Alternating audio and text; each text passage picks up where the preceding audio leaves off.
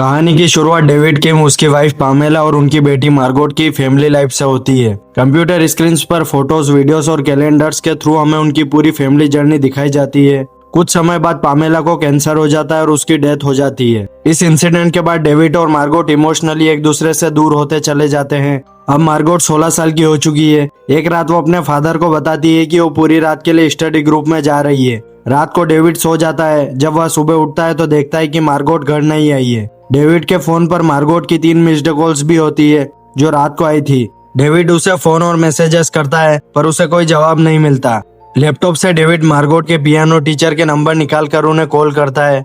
उसे पता चलता है कि मार्गोट 6 महीने पहले ही पियानो क्लासेस छोड़ चुकी थी। फिर डेविड मिसिंग पर्सन रिपोर्ट लिखवाता है। पुलिस इन्वेस्टिगेशन स्टार्ट होती है और detective Rosemary Vick case handle करने लगती है।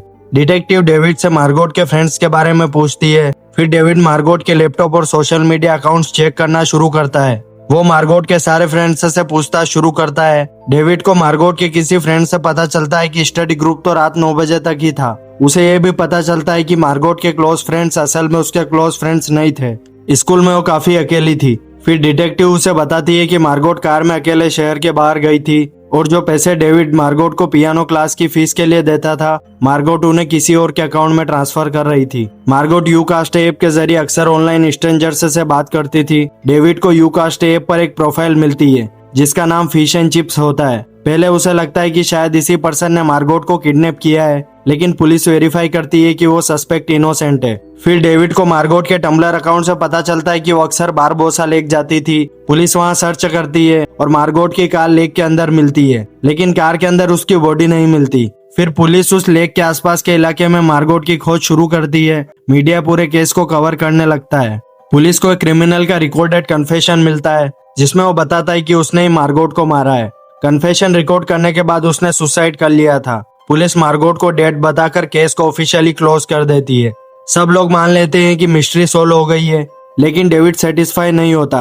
वो केस के हर डिटेल को दोबारा चेक करता है। उसे पता चलता है कि डिटेक्टिव रोजमेरी विक ने खुद ही मार्गोट का केस लिया था। उसे पुलिस ने ये केस नहीं सौंपा था।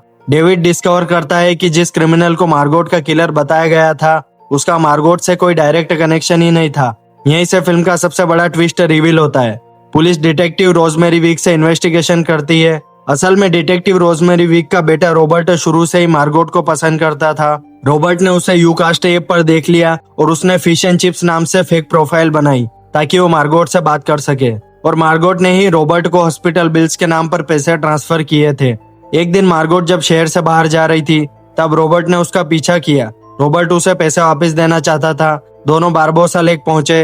वहाँ रॉबर्ट उसे सब बताना चाहता था पर मार्गोट भागने लगी। रॉबर्ट ने मार्गोट को गलती से नीचे धक्का दे दिया। फिर रॉबर्ट ने उसकी मां यानी डिटेक्टिव रोजमेरी को कॉल किया। रोजमेरी विक अपने बेटे को बचाने के लिए पूरी इन्वेस्टिगेशन मैनिपुलेट करती रही। उसने फेक एविडेंस बनाए। उसने ही जानबूझकर उस क्रिमिनल का कन्फेशन रिकॉर्ड करवाया ताकि सबको बिलीव हो जाए कि मार्गोट मर चुकी है और केस क्लोज हो जाए। डिटेक्टिव रोजमेरी को लगा अगर वो खाई में गिरने से बच गई होगी तो इतने दिन तक बिना पानी के तो मर ही जाएगी। रेस्क्यू टीम तुरंत सर्च ऑपरेशन स्टार्ट करती है और मार्गोट जिंदा मिल जाती है। खाई में गिरने के बाद भी मार्गोट जिंदा बच गई थी और कई दिनों तक वहां फंसी रही। बीच में बारिश आ गई थी। उसने बारिश का पानी पी के अपनी जान बचाई। डेविड को उसकी बेटी वापस मिल जाती है और दोनों की लाइफ फिर से नॉर्मल हो जाती है। आपको ये फिल्म कैसी लगी कमेंट में जरूर बताएं।